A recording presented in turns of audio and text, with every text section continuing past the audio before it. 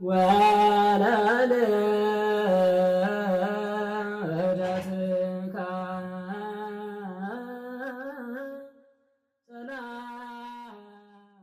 በስመ አብ ወወልድ ወመንፈስ ቅዱስ አሐዱ አምላክ አሜን። ይትባረክ እግዚአብሔር አምላከ እስራኤል ዘተሳሃለነ ወገብረ መድኃኒተ ለሕዝበ ዚአሁ አንሥአ ለነ ቀርነ መድኃኒትነ እምቤተ ዳዊት ገብሩ በከመ ነበበ በአፈ ነቢያቲሁ ቅዱሳን ለመዓለም። ቅድመ ዓለም በልብ ያሰበውን ድኅረ ዓለም በነቢያት ያናገረውን ለመፈጸም ከሰማይ ወርዶ ከድንግል ተወልዶ በመስቀል ተሰቅሎ ሥጋውን ቆርሶ ደሙን አፍሶ መከራ ተቀብሎ ሙቶ ተቀብሮ ተነስቶ አርጎ ወደ ቀደመች ርስታችን ወደ ገነት ወደ መንግሥተ ሰማያት የመለሰን ልዑለ ባሕርይ እግዚአብሔር አምላካችን ተነግሮ ስለማያልቅ ቸርነቱ ስሙ ለዘላለም የተመሰገነ ይሁን። ለቃል ርደት ለሥጋ እርገት ምክንያት የሆነች የባሕርያችን መመኪያ እማ አምላክ ወላዲተ አምላክ ክብርና ምስጋና ይድረሳት። በጸና ሃይማኖት በቀና ምግባር የተጓዙ ቅዱሳን ሁሉ ክብርና ምስጋና ይድረሳቸው። ለእናንተም እንዲገባችሁ ይህን መርሃ ግብር የምትከታተሉ ኦርቶዶክሳውያን በመላ በእግዚአብሔር ፍጹም ሰላም እንደምንከረማችሁ እንደምንሰነበታችሁ እንኳን አደረሳችሁ። አሜን። አምላካችን ቸርነቱ ምሕረቱን ይቅርታውን አብዝቶልን በሀብቱ ስቦ በረድኤቱ አቅርቦ ለዚህ ጊዜ ስላደረሰን ስሙ ለዘላለም በአፈ መላእክት ወሰብ የከበረና የተመሰገነ ይሁን። እግዚአብሔር ቢፈቅድልንና ምስጢር ቢያቀናልን ዛሬ የመጥምቀ መለኮት የቅዱስ ዮሐንስን ዓመታዊ የልደት በዓል በማስመልከት ቤተክርስቲያን የምታስተምረውን ትምህርት እንማማራለን። ለአባቶቻችን ምስጢር ሲገልጥ የኖረ አምላካችን ለሁላችንም ምስጢሩን ይግለጥልን።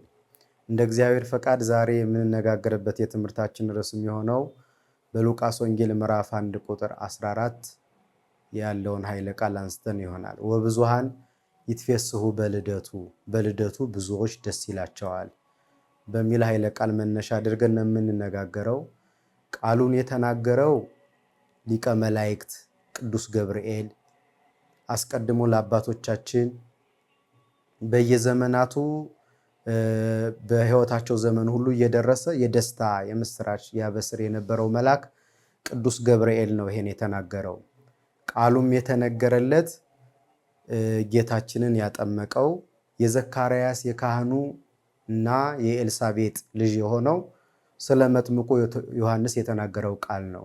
እንደ ቤተክርስቲያናችን አስተምሮ ሰኔ 30 ቀን የመጥምቁ ዮሐንስን በዓለ ልደት ቤተክርስቲያናችን በደማቅ ሁኔታ ታከብረዋለች እና ይህም በማስመልከት መልአኩ የተናገረውን ቃል ወንጌላዊው በሉቃስ ወንጌል ምዕራፍ 1 ዘግቦልን እናገኘዋለን እና በዚህ አንቀጽ ወብዙሃን ይትፌስሑ በልደቱ በዮሐንስ መጥምቅ ብዙዎች ደስ ይላቸዋል ብሎ መልአኩ ይነግረናል። ለምንድን ነው በልደተ ዮሐንስ ብዙዎች ደስ የሚላቸው ከተባለ እግዚአብሔር መንፈስ ቅዱስ ከእናቱ ማኅፀን ጀምሮ ጠብቆትና አብሮት ስለሚኖር ከእርሱ ዘንድ ምስጢር ትንቢትና ትምህርት ስለሚገለጥ በትንቢቱ በተናገረው ትንቢት ብዙዎች ተጠቅመዋል።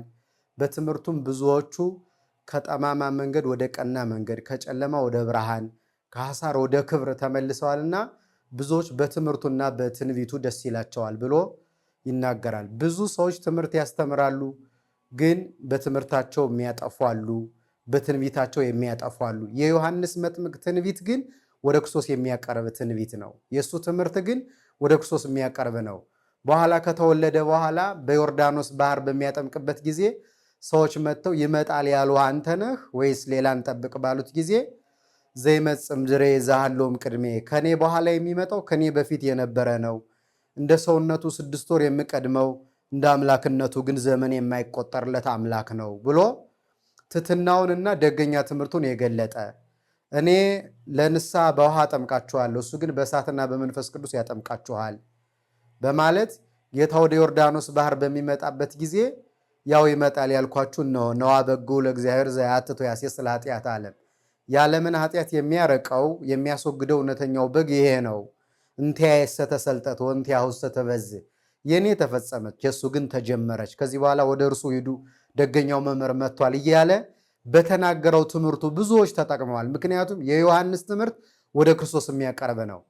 በዚህ ዓለም በምንኖርበት ጊዜ አንዳንድ መምህራን አሉ ትምህርታቸው ከክርስቶስ የሚያረቅ ማለትም ወደ ክርስቶስ እንዳይቀርቡ ሰዎች እነሱ ላይ ደርሰው ብቻ ይቀራሉ። የክርስትና ትምህርት ዋና ዓላማ ግን ትምህርቱ ሰዎችን ወደ ክርስቶስ ማቅረብ ነው።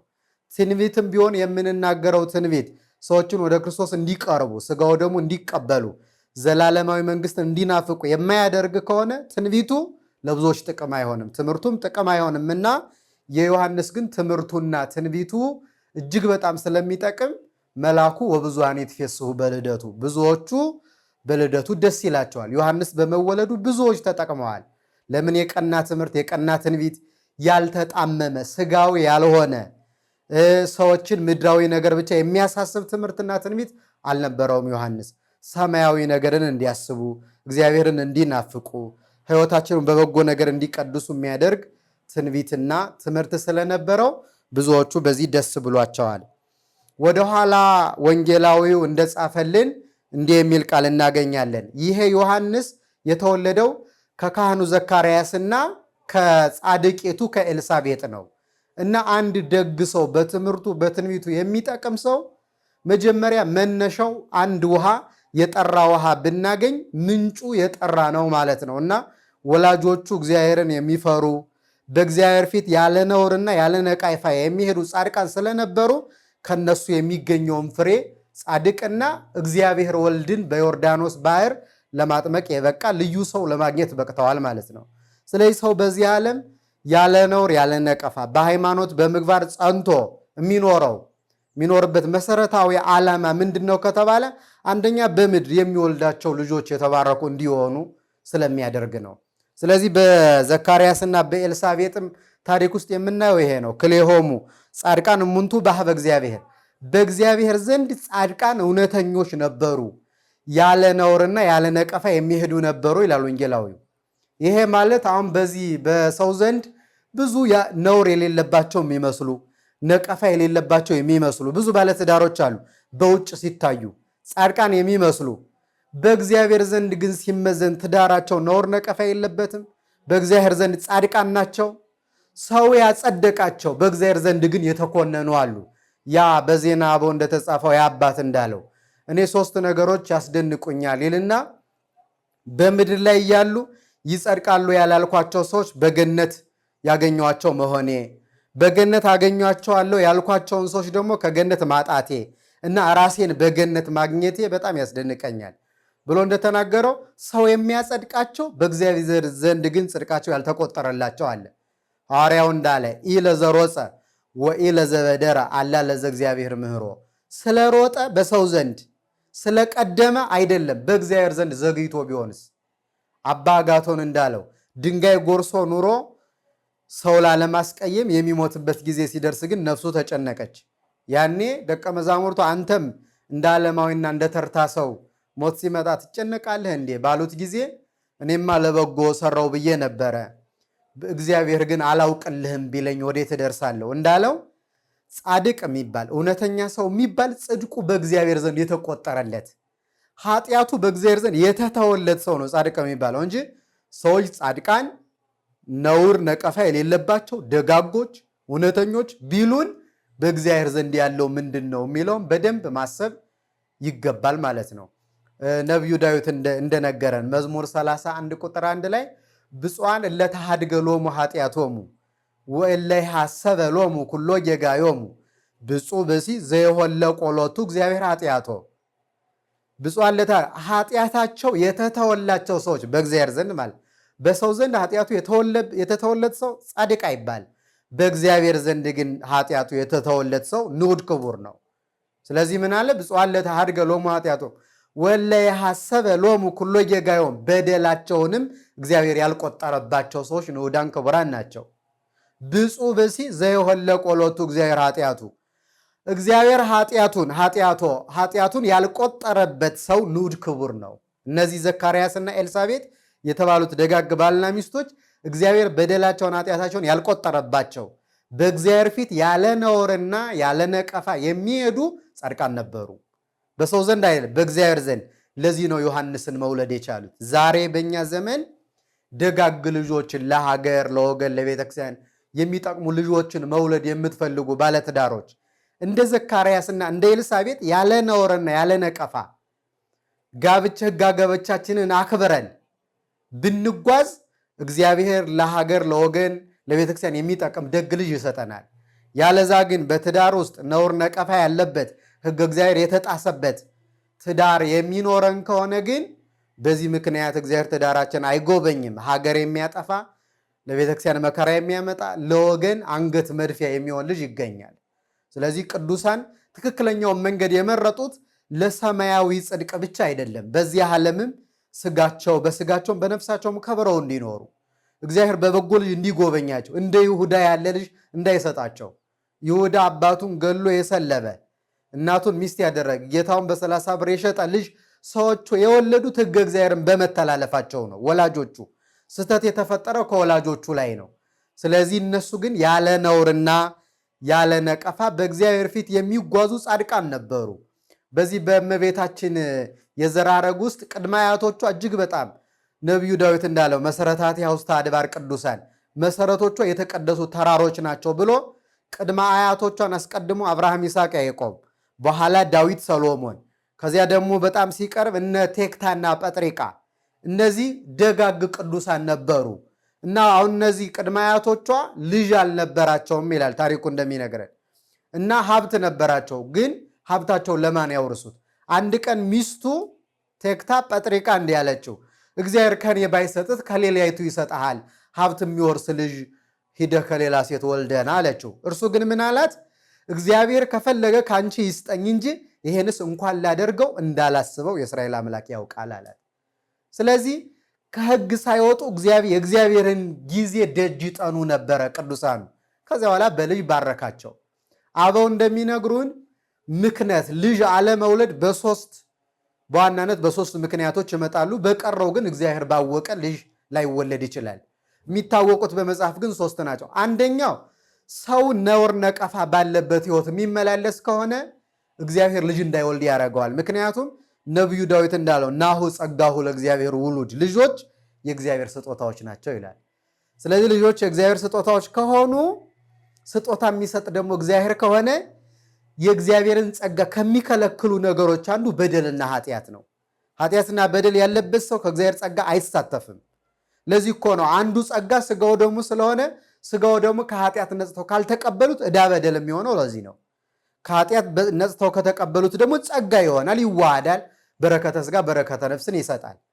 ስለዚህ የመጀመሪያው ኃጢአት ነው ልጅ ላለመውለድ የሚያበቃው። ይሄንንም በነቢዩ በዳዊት ሚስት በሜልኮል ተረድተነዋል። ሜልኮል ታቦተ ጽዮን ከምርኮ ስትመለስ ንጉሥ ዳዊት ከሰው ጋር እየዘመረ ልብሱ እስኪወርቅ ድረስ በተመስጦ ለታቦተ ጽዮን ክብር ሲሰጥ በመስኮት ወጥታ አይታ ናቀችው።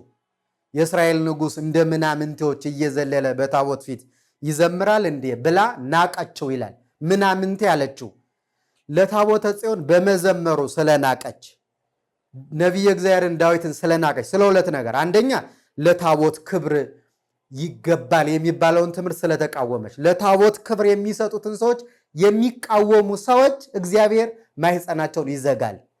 ከዛ ደግሞ የእግዚአብሔርን ቅዱሳን ለእግዚአብሔር ክብር የሚሰጡትን ቅዱሳን ደግሞ የሚያቃልሉ ሰዎች እንደዚሁ ቅጣት ይደርስባቸዋልና በዚህ ምክንያት የወለደት ሜልኮል እስከ አመ ሞተት፣ ሜልኮል እስከምትወልድ ድረስ እስከምትሞት ድረስ አልወለደችም። ከሞተች በኋላ አትወልድም እስከ መጨረሻው ማለት ሳትወልድ እንደቀረች መጽሐፍ ይነግረናል።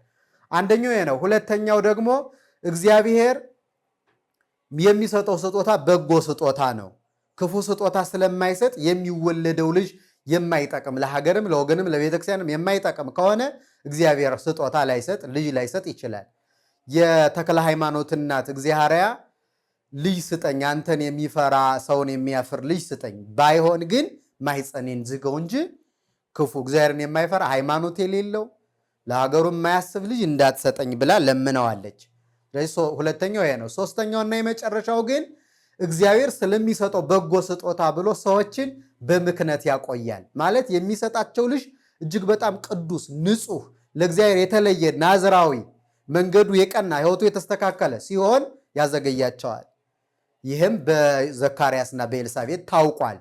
ዘካርያስና ኤልሳቤጥ ለካ ሳይወልዱ እስከ እርጅና ዘመን ያቆያቸው ጌታን የሚያጠምቀውን የሚያሰክርም የማያሰክርም፣ የሚያሰክር እንዳረቄ ያለ የማያሰክር ደግሞ እንደ ቡና ያለ እና የመሳሰሉትን ፈጽሞ ባይታዊ ስለሆነ ከነዚህ ሁሉ የተለየ ይሄን የማይጠጣ በእግዚአብሔር ዘንድ የተቀደሰ በእግዚአብሔር ፊት ታላቅ ደግ ሰው ልጅ ስለሚሰጣቸው በምክንያት አቆይቷቸዋል። ለዚህ ያበቃቸው ግን ምንድነው ከተባለ በእግዚአብሔር ፊት ጻድቃን እና ያለ ነውርና ያለ ነቀፋ የሚጓዙ ስለነበሩ ነው። ከዚህ ቀጥሎ ወንጌላዊ ምን ይላል? ወያሐውሩ በኩሉ ትእዛዙ፣ በትእዛዙ ሁሉ እግዚአብሔር ባዘዘው ትእዛዝ ይመላለሱ ነበረ። አሁን ደግ ልጅ ለመውለድ የሚያበቃ አንዱ ምንድነው?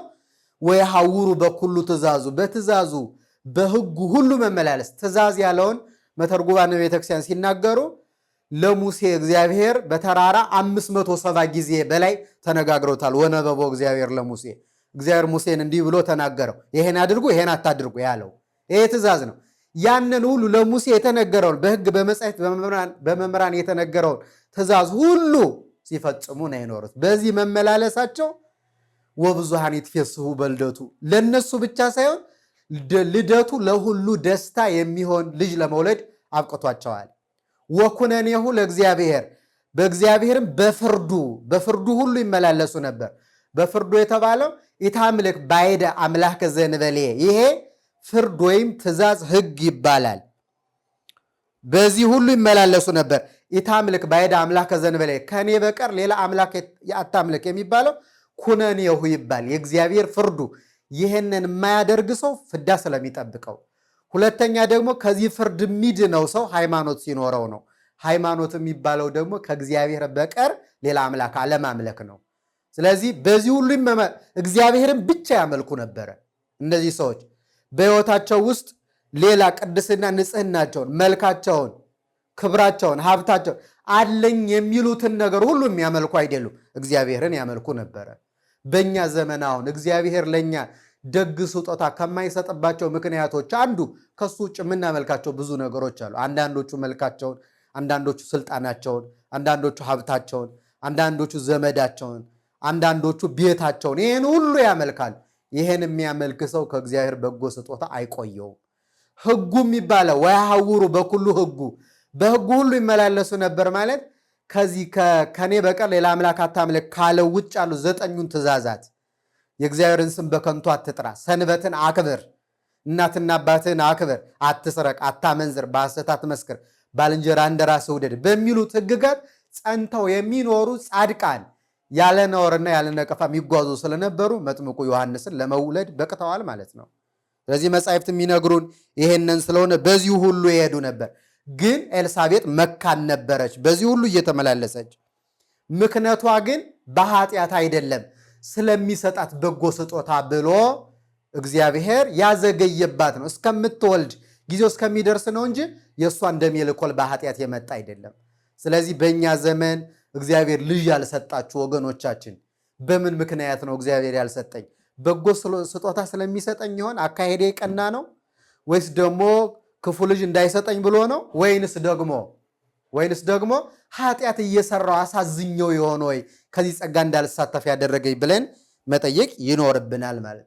ሁለቱም ግን በሃይማኖትና በምግባር ጸንተው የሚኖሩ ናቸው። ለምሳሌ አሁን የኤልሳቤጥን ሃይማኖት ብንመለከት በ90 ዓመቷ ልጅ እንደምትወልድ ሲነገራት አምና መቀበሏ ሃይማኖተኛ ሴት መሆኗን ያስረዳል። አንዲት ሴት እንዴት በ90 ዓመቷ ሴት ልጅ ትወልዳለች? ይህንን አምና መቀበሏ የሃይማኖት ሰው መሆኗን ያስረዳል። ስለዚህ እግዚአብሔር ሃይማኖትና ምግባር ያላቸውን ሰዎች፣ ምግባር ደግሞ ያለ ነውር ያለ ነቀፋ መሄዳቸው ነው። ደግነታቸው፣ ጻድቃን መሆናቸው ደግሞ በፍሬያቸው በዮሐንስ ታውቋል። ጌታ በወንጌል ወእምፍሬሆሙ ተአምርዎሙ፣ ከፍሬያቸው ታውቋቸዋላችሁ ብሏል። ክፉውንም ሰው ከፍሬው ነው የምናውቀው፣ ደጉንም ሰው ከፍሬው ነው የምናውቀው። ደግ ሰው ደግ ልጅ ሲወልድ እናውቀዋለን። ክፉ ሰው ደግሞ ክፉ ልጅ ሲወልድ ስለምናውቅ በዚህ ምክንያት በእግዚአብሔር ፊት በሃይማኖትና በምግባር ጸንተው መኖራቸው ለዚህ ክብር አብቅቷቸዋል። በመጨረሻም መልአኩ እንደነገረው ከዚያም በኋላ ኤልሳቤጥ እንደዚህ ብሎ ወንጌላዊ ይናገራል። ወከበተት ጽንሳ 5 አውራሃ፣ ለ5 ወር ያክል ዘካርያስ ከመልአኩ ጋር ይሄን ከተነጋገረ በኋላ ካንተ የሚወለድ ይሄ ነው ሲለው እንዴት ይሆናል? እኔም ሸምግያለሁ፣ ሚስቴም አርጅታለች፣ እንዴት ይሆናል ባለው ጊዜ የኔን የመልአኩን ቃል አልተቀበልክምና ልጁ ዮሐንስ እስኪወለድ ድረስ አንደበት ዲዳ ይሆናል ብሎ አንደበቱን ዘግቶት ይሄዳል ማለት ነው። ከዛ ኤልሳቤጥ እሱ ከዕጣኑ ወይም ደግሞ ከቤተ መቅደስ አገልግሎት ከተመለሰ ከ2 ቀን በኋላ ኤልሳቤጥ ጸነሰች ዮሐንስ መጥምቅን። ለምንድን ነው ቢባል ስለ መቅደስ ስለ አገልግሎቱ ክብር ብሎ ከ2 ቀን በኋላ ነው ከሚስቱ ጋር የተገናኘ። ይህንንም አብነት አድርገን ዛሬ ክርስቲያኖች ባለትዳሮች ለስጋው ደሙ ክብር ሲሉ ዛሬ ስጋው ደሙ የተቀበሉ ሰዎች ሩካብ የሚያደርጉት ከ2 ቀን በኋላ ነው። ስለዚህ ይህንን አብነት የምናደርገው ከዘካርያስና ከኤልሳቤጥ ነው። ከዚያም ቀጥሎ እንግዲህ ኤልሳቤጥ ከጸነሰች በኋላ ለ5 ወር ያህል ይላል ለ5 ወር ያህል ጽንሷን ሰወረች። አሁን ከዚህ ከኤልሳቤጥ ሕይወት የምንማረው ነገር አለ። 2 መሰረታዊ ነገሮችን ለምንድን ነው ጽንሷን የሰወረች ብለው አባቶቻችን ይጠይቁና፣ አንደኛው በደግ ሴት ልማድ። አሁን አስተውሉ ክርስቲያን፣ ደግ ሴት የሆነች እንደሆነ ጽንሷን ትሰውረዋለች። ለምንድን ነው? ያን ጽንስ የሰጣት እግዚአብሔር ነው። እኛ የተፈጠረውን ልጅ እንወልደዋለን እንጂ ሰው መፍጠር አንችልም።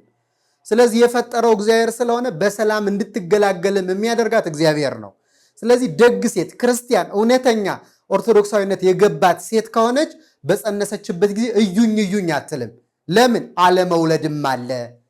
በማህፀን ውስጥ ሊጠፋ ይችላል ልጁ። ሲወለድ ሊሞት ይችላል። ሲወለድ ልጁ ተወልዶ እናቲቱ ልትሞት ትችላለች። በጣም ብዙ አደጋ አለ። ስለዚህ እግዚአብሔር በሰላም እንዲያገላግላት ጠብቃ በጸሎት ትበረታለች። ወደ ቤተክርስቲያን ትገዘግዛለች። ስጋው ደግሞ እየተቀበለች ቤተክርስቲያን ደጅ ትጠናለች እንጂ እንደ ዘመኑ ሴት እዩኝ እዩኝ አትልም።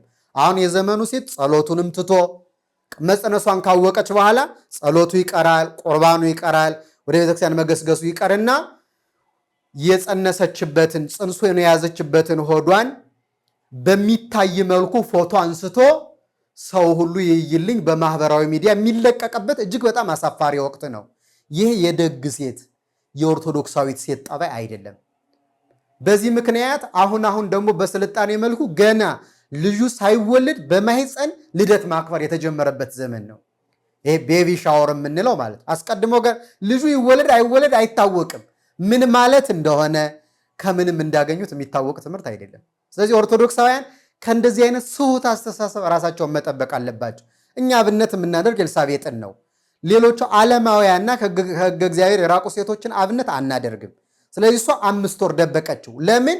በደግ ሴት ለማለት። ደግ ሴት በሰላም አብቃኝ። ለዚህ እኮ ነው ጽንስ የያዘች ሴት ሲያዩ የቀደሙት እናቶች እመቤታችን በሰላም ትገላግልሽ፣ ከ2 ታድርግሽ እያሉ ይመርቋታል እና ያዝኑላታል። ሁሉ ጭንቅ ነው እግዚአብሔር በደስታ እንዲያስፈጽማል።